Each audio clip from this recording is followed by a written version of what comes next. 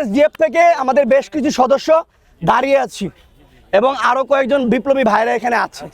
তো এই রিক্সা চালকটা অনেকক্ষণ যাবত আমার ভিডিও করতেছিল, হ্যাঁ ভিডিও নিচ্ছিল, একই সাথে সে ভিডিও করে আর ভিডিওটা যখন সেন্ড করা হয় না ফোনে, তো সেন্ড করতেছিল, এটা আমার কাছে মনে হচ্ছিল।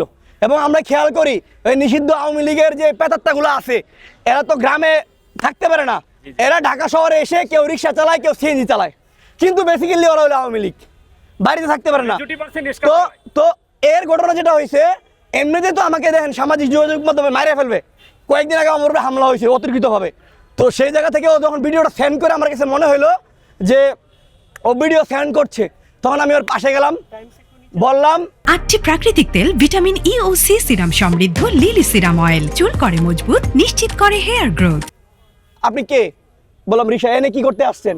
বলো দেখতে আসছি। আমি বললাম তাহলে দেখবেন, ভালো কথা, সবাই দেখতে পারে, আমিও দেখতে পারি, আমার যেমন অধিকার আপনার অধিকার, কিন্তু আপনাকে আমার চেনা জানা লাগছে। তো পরবর্তী তার ফোনটা নেই, ফোনটা নিয়ে দিয়ে সে 5ই আগস্ট লিখা যুব লীগের কর্মী হিসেবে তার নাম পোস্ট দেওয়া, কি দেওয়া, তার আইডি থেকে। এবং খেয়াল করলাম যে এই ভিডিওটা রিক্সা চালক জাকির যে আছে, জাকির এখানে সেন্ড করছে। সে কার কাছে? জাকির। তার মানে হলো এইখানে আমাদের, আমি পুলিশ ভাইয়ের সাথে কথা বলবো, এই এরিয়াটাতে আওয়ামী লীগের অসংখ্য লোকজন এখানে আছে এখনো, কারণ তাদেরকে আমরা ফাইন্ড আউট করতে পারছি না। কেন?